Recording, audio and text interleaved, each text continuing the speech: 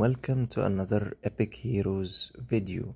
For this one, we're back again in the Hero Build-Up series, and today we're looking at Lucas, a true demon king, as they say. So Lucas is a great hero to actually obtain and keep for a number of reasons. Let's go directly into the reasons. One of the reasons is the increase in armor, okay? The soul contract he holds, and also for the HP recovery restoring that he can give your heroes. One of the basic things that actually using Lucas in battle is pretty much not getting killed easier. So in terms of increasing of the attack, in terms of increasing your armor, recovery of HP, protecting your allies from being killed easily, and protecting you from lethally being killed in battle pretty much by using the soul contract. For all of these reasons, he is a great hero to have in a battle. Now let's look at more of his details. If you want, you can always look at the guide, then go to the biography and read more details about him as a hero. Back from hell and welcome into Epic Heroes in battle. Lucas has one of the skin, only one skin pretty much. The obtaining of the skin is for the additional attributes of plus 3% HP, plus 3% attack, and plus 6% damage immunity by unlocking the skin. Without it, he doesn't get anything, and also you get this cool animation that you can watch currently, and the illustration pretty much is very cool, especially with that chain. So Lucas, if we're looking at first his sigil, you have a number of very fantastic and nice options. One of them is going all phantom, okay, and the phantom pretty much is to allow that there is some blocking of damage of the attacks that he takes and surviving longer in battle by using phantom. Phantom pretty much disappears after taking one basic attack or ability, and it can block damage up to 25% of your max HP at level 2. At level 3 is really when it shines, 30% of your max HP, which will protect him during battle, including him using the soul contract so he can survive longer. So that is one of the sigil he can use. The other sigil he can use is actually Guardian. So we're looking at two main things. One of them is Guardian, and the difference is Guardian actually grants damage reduction. So it can be beneficial to actually equip Guardian also, not only Phantom, but I prefer Phantom. Damage reduction means that he'll take less damage. After receiving a specific amount of attacks, the damage will go down, down, down. So it matches him with his soul contract that protects him from being eliminated or taking the full damage. So either block the damage, reduce it, or reduce it after taking a number of attacks by a high percentage degree. So Guardian is a great option. Now, aside from the two main sigils that he can use, where one of them is Guardian and the other is Phantom, there's also a number of normal sigils he can use, and the number of sigil are Banshee.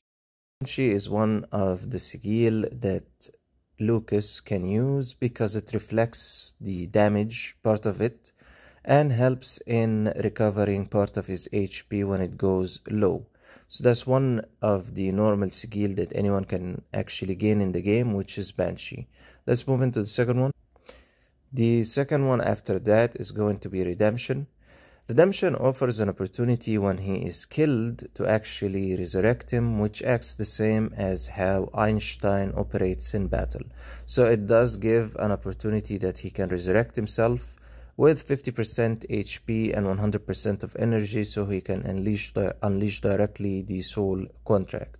After Redemption, the third and last one available for him is going to be Evolution. Evolution pretty much just increases his HP by a percentage at 20%, the max at the highest sigil of 6 stars. Also a good option to equip him, and as you can see, I've equipped Evolution, HP plus 10%, and currently we're working on Phantom of taking it to level 3, equip 6 stars Stigmata. So those are the current sigils that he benefits from. One is Guardian, the other is going to be Phantom. After that you have Evolution, Redemption, and Banshee. Sigil wise, when it comes to obtaining Phantom or Guardian, you're gonna have to wait for the Galaxy Temple and then exchange by that card until you've gathered the 4 required Sigil. For Evolution, Banshee and the rest, you're stuck with the normal game of going to, well, time travel and then go into Sigil Zone 1 and Sigil Zone 2 to obtain those. Now carrying on related to his equipment, you have the T1 and the T2. Let's not go into the T1 and T2. The direction, of course, is you have normal equipment, you select a good one, then you recast it by advanced recast, get some good attributes, and the attributes we're looking for should have at least critical damage resistance, damage immunity, and HP. These 3 factors or 3 attributes can really help him. So this isn't the ideal or the best, because broken armor wouldn't really benefit him that much at all actually. Critical, not so much. We're looking for critical damage resistance, HP, and damage immunity, and armor also if available.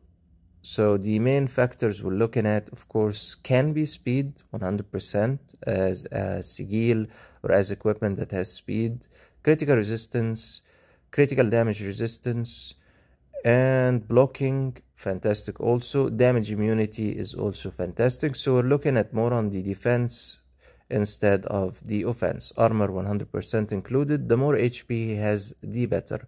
Okay, so for the attributes selection of the T2, right, back again. For the attribute selection of the T2, I would prefer you go with the damage immunity or the armor. Let's get someone who can actually have his T2 upgraded to show the attributes. Okay, so for damage selection, for the selection of the resonance attribute for the T2, let's go with the damage immunity. 100% is one of the good selections when it comes to Lucas.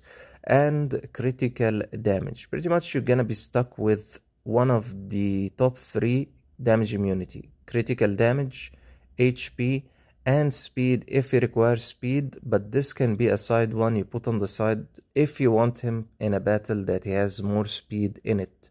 So one will go to damage immunity, one will go to critical damage, one will go to HP, and another for damage immunity. That can be a way of you actually selecting his T2 residence attribute. In my case, I went with damage immunity, full board. The 4 is damage immunity. Now, next thing is upgrading his exclusive. His exclusive is very important to be upgraded because the damage reduction comes really better at level 20 exclusive, even better at level 30. Of course, your direction will be always to take it to level 40 because of the high boost of increase the damage reduction by 20% for 2 turns and the rest of the good stuff. Next, we're looking at the relics. Gather the 9 relics, upgraded to T1. These relics have been gathered, but they haven't been upgraded to T1 or even upgraded to level 60. Now, the relic upgrade will give him more HP. The relic enhancement master level 6 will give him HP plus 6% and attack plus 6%. In any case, just obtaining the 9 relics at the beginning will increase the damage to 250 of attack and boost armor of the allies with the lowest HP. And the second one, when you have the 9 relics, basic attack applies a covenant for self and the ally with the lowest HP, boosting max HP by 30% when all the allies' HP drops below 40. Now, the soul entanglement is very important in battle. It also gives him the last boost of the covenant between him and the rest of your heroes, given the max boosting of HP. When one of your heroes and the contract is active, their HP goes below 40%, he recovers 30% for your allies.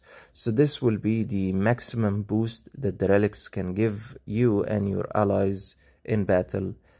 Now, moving on to the talent selection before we go into the gems. One of the talent selection you can actually go for is 3, 4, 4, 5.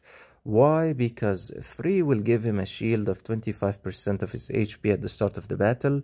4 will actually help him in getting a reduction in damage because he's going to be in number 1, number 2, number 3, or number 4 position in battle. Vitality Armor helps in stacking the damage and then reducing it that he takes. Now, next is going to be 4. After the first battle, his speed is reduced by 30 points or 30%. This will help increasing his armor and attack by 15%. Now, increasing his armor means he takes less damage. Increasing his attack doesn't really help because he's not an attacking unit for us anyway. Number 5 is to cast barrier shields. Shields in the game help that your heroes have a boost of HP where the enemy needs to destroy the shield before he can attack you. So this is a good selection. Another selection for him when it comes to the hero talent is going to be 3, 4, and then 5, 5. Now the only difference is going to be the 5 here, which is critical cure. Critical cure pretty much will give him the ability to recover HP after the end of every round. So we're going at 3, 4, 4, 5 or 3, 4, 4 and then 5. So that's going to be the hero talent selection for him as a hero. Now before we move into the gems, which is kind of one of the last points we're going to be looking at for him as a hero, the equipment. And what do you know? So equipment wise, has so much equipment that you can actually equip. One of it is the Radiance Tribute. Radiance Tribute helps in increasing the damage reduction for him and his allies, the rest of your heroes in battle. Of course, it has to be at level 30, so you get the maximum bonus of damage reduction, and also it protects him from being hit and killed with one hit by the enemy. Any DOT, dead on one hit, will be avoided for its wearer. So this one really benefits us. The second one, of course, is going to be Angel Wings. Angel Wings pretty much has the dodge ability built in it. Aside from it slows down the enemy in battle, by dodging the attack, he does not take any damage in the first place. So Angel Wings is a very good selection when it comes to adding it to Lucas in battle. Moving on to the next one, it's going to be the Prelude of Evil. So Prelude of Evil, so many things works for him. One of it is the Orb. The Orb helps in him recovering energy, and at level 30, he can restore energy also to heroes in the same lineup.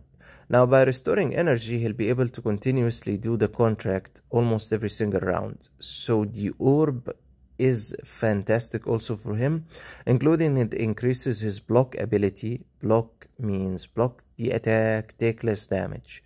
Next is going to be the next dark artifact that actually he benefits from, and that is going to be Immortal Shield. Immortal Shield pretty much is a bunch of text which gives, in general, a shield, general explanation. It gives a shield to him. The shield is a percentage of his HP, his total HP, which is 25 of the HP. So the 1/4 of his HP, where 4/4 is the total HP. So the 25% is gonna help him actually to not take damage, and it also gives him an additional critical damage resistance by 30% when it's at level 30, and its overall focus is on damage immunity and critical resistance. So it gives you 3 fantastic attributes, actually 4, that he benefits from: an increase in HP, an increase in the damage immunity, an increase in the critical resistance, and increase in the critical damage resistance by 30%. So the Immortal Shield is on the top list of the selections where actually other dark artifacts can match him, and you're always looking for an artifact that increases damage immunity, critical resistance, critical damage resistance, blocks the damage, blocks the attack, and that is, or helps in recovering of HP. That's pretty much how Lucas benefits from. And one last artifact we're gonna add in his selection, which is the Holy Prayer. Holy Prayer is only added for the functionality of when his HP goes low, it recovers HP at the last time, which actually protects him from being eliminated and killed. Pretty much when its wearer the hero wearing it, the HP goes below 50%, the total bar of HP, he recover 50 immediately. So that's going to be 100 again. When it goes below 30, he recover 100 HP immediately. So the Holy Prayer with the damage immunity actually also benefits him in battle because it helps him to survive longer. If he survives longer, he can use his contract, and by using the contract, he can help in keeping the rest of your heroes alive in battle. Now next will be the gems selection. So for gem selection, there's a number of gems that actually match him. And let's go into the right area where we can see the majority of our gems in selection. So one of them is Cat's Eye. Okay. Why Cat's Eye? Again, we're looking at the selection when it comes to gems based on the attributes. Critical damage resistance, critical resistance. So Cat's Eye is one of the selection. Let's go into the second one. Yeah, this one.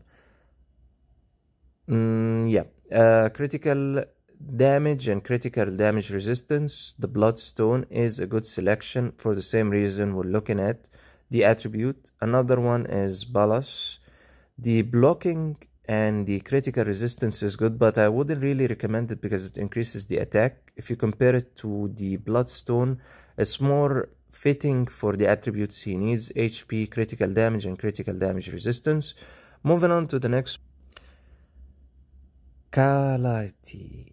Pretty much we're looking at an increase in attack, damage immunity, and critical resistance. Aside from we're not looking to increase the attack, which kind of sucks, we're looking for the damage immunity and critical resistance.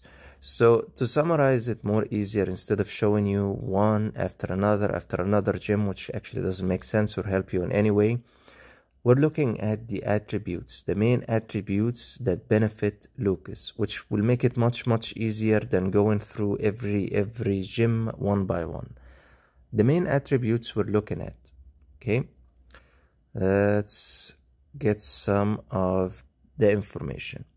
The main attributes we're looking at are very simple: HP, armor, damage immunity, block, critical resistance, critical damage resistance.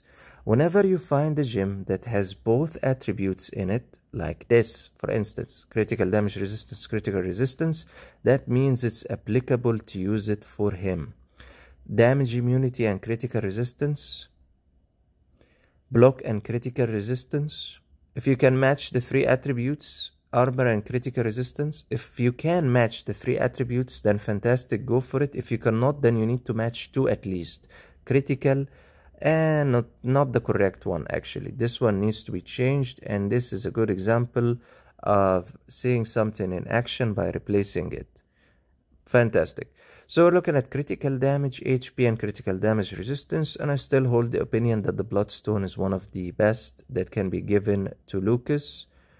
And the main point of selection when it comes to, can I select multiple gems of the same attributes? You can, but you need to look at the statuses of your hero. So if your critical is not high enough, then try to focus on ones that have critical.